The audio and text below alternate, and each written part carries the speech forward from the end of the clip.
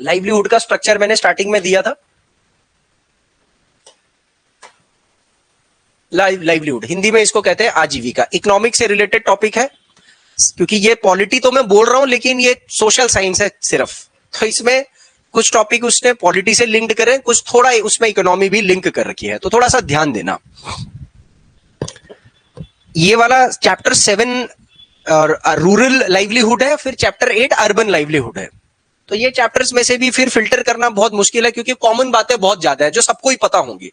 तो अभी हमको ये नहीं है कि जो चीजें पता है वो भी जबरदस्ती लिखते जाओ, we don't have to do that. तो इस चैप्टर का फिल्ट्रेशन, कुछ चीजें टॉपिक से रिलेटेड पीछे लिखी हुई है, कुछ आगे लिखी हुई है, तो मैंने फ्लो चार्ट बना रखा है, वो अलग अलग जगह से इकट्ठा एक जगह पे कर रखा है, वो कोई दिक्कत नहीं है। बस आप इस चैप्टर को पहले समझो। Chapter 7 rural livelihoods. पहले तो भैया लाइवलीहुड का मतलब क्या होता है, ये तो अपने आप में कीवर्ड हो गया। What is the meaning of livelihood, important है।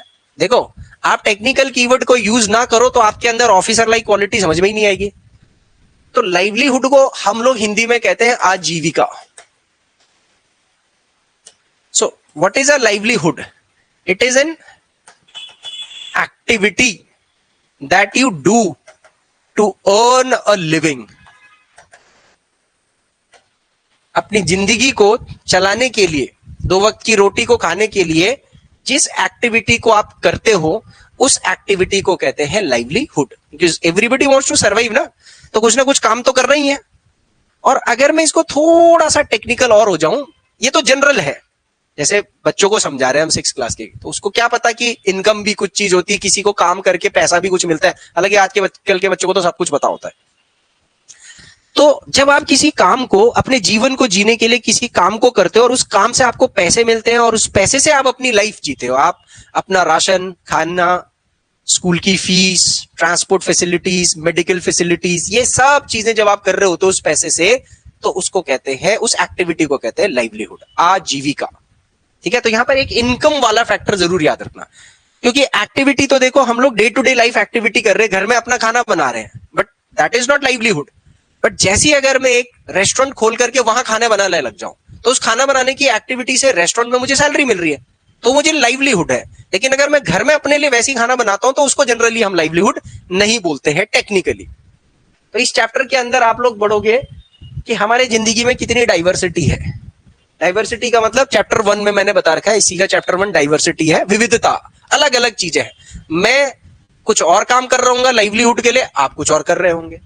सो इसी चैप्टर में we'll explore how living different regions have effect on the work of people. मतलब हर अलग अलग जगह के हिसाब से जगह कितना लाइवलीहुड पर डिफरेंशिएशन डालता है। जैसे कोई आदमी कोस्टल एरिया में रहता है, वो लाइवलीहुड के लिए क्या काम करता है, फिशिंग का काम करता है ना। जैसे कोई आदमी वहां रह रहा है, कोई आदमी हिली एरियाज में रह रहा है, और वो हिली एरियाज में रह रहे हैं तो वो लाइवलीहुड के लिए क्या करता है, फार्मिंग कर रहा है। कोई गंगा के फ्लडी एरिया या दोआब्स के आसपास रह रहा है, वो एग्रीकल्चर कर रहा है, खेती कर रहा है, क्योंकि बहुत ज्यादा प्रोडक्शन हो रहा है, वो पैडी यानी कि राइस उगा रहा है। कोई शुगर केन उगा रहा है, कोई जंगलों में रह रहा है, वहां जंगल से फॉरेस्ट प्रोड्यूस ले रहा है, जड़ी बूटियां बेच रहा है। So area to area livelihood के तरीके मतलब वो करते, तो वो कुछ एग्जांपल्स यहां पर वो देगा। कोई एक एग्जांपल साउथ का दे देगा, कोई एग्जांपल नॉर्थ का दे देगा, कोई सेंटर का दे देगा, तो वहां पर एग्जांपल्स हैं, हमने बस उनकी स्टोरी समझनी है। बस फिल्ट्रेशन कुछ और कर रहे होंगे, क्या प्लांट्स उगाते हैं, क्या ट्रीज, क्या क्रॉप्स, कौन सा उनके लिए इंपॉर्टेंट है। फिर this chapter will also look at different ways in which people earn their living in villages. ठीक है, the way through which people earn is livelihood. और अगर ये हम उन लोगों की बात करें जो रूरल एरियाज में है तो रूरल लाइवलीहुड, और अगर उन लोगों की बात करें जो शहरों में रह रहे हैं तो urban livelihood. Chapter 7 rural livelihood, chapter 8 urban livelihood, दोनों चैप्टर पढ़ करके कंपेयरिंग भी हो जाएगी कि यार गांव का सही है, गांव में सही है या शहर में सही है। ऑब्वियसली हर किसी को शहर ही पसंद आता है, तो ये सब इसके अंदर बता रखा है। So here too, as in the first 2 chapters we'll examine whether people have equal opportunities to earn a living. We'll look at similarities in their life situations and the problems that they face. ये बोल रहा है कि यार चलो मैं बात करता हूं गांव की, तो क्या गांव में भी सबके पास अपॉर्चुनिटी के बराबर अवसर होते हैं या कुछ उतार चढ़ाव होता है, कुछ डाइवर्सिटी होती है। अब गांव में सब बराबर तो होते नहीं, कुछ बड़े किसान होते हैं, कुछ छोटे किसान होते हैं, उनके बारे में यहाँ पर बताएगा वो।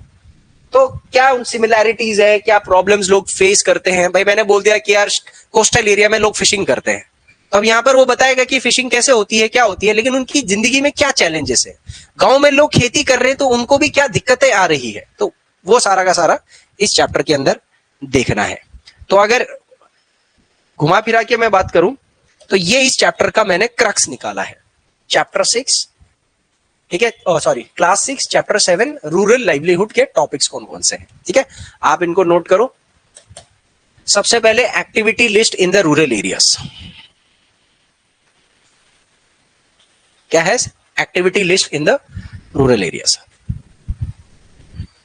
तो यहां पर हम लोग पूरी किताब में से, मतलब चैप्टर में से छांटेंगे ये गांव में क्या क्या काम होते हैं।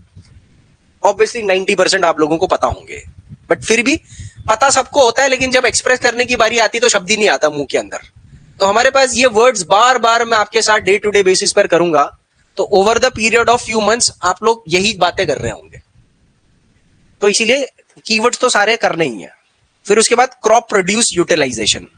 गांव के अंदर फसल उगती है, क्योंकि जब हम रूरल लाइवलीहुड की बात करेंगे तो जाहिर सी बात है उसमें सबसे बड़ा जो प्रोफेशन हमें निकलने को मिलेगा वो फार्मिंग होगी, और फार्मिंग का एंड प्रोड्यूस होता है क्रॉप। किसान क्रॉप यानी फसल क्यों उगाता है, तो उसका इस्तेमाल कैसे कैसे करके करता है। तो जैसे एक जनरल क्वेश्चन है, यार किसान फसल क्यों उगाते हैं, आप क्या आंसर दोगे? क्या करता है? How does he earn a living from a crop? Absolutely, वो सेल करता है क्रॉप को मार्केट में और उससे पैसे कमाता है। बट ये थर्ड प्रोसेस मतलब फेज होता है उसका।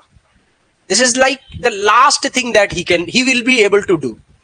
जो किसान ऐसा कर पाए ना, उससे भाग्यशाली कोई किसान ही नहीं है। वो देखेंगे, देखना कैसे। हम इंडिया में देखेंगे कि सबसे पहले किसान जो क्रॉप प्रोड्यूस करता है वो खुद कंज्यूम करने की कोशिश करता है। ऐसा हम सोचेंगे ना, सबसे पहले तो उसको खुद भी तो खाना है, तो सबसे पहले वो कुछ हिस्सा खुद खाएगा, फिर अगर उसमें बचेगा तभी तो वो बेच पाएगा।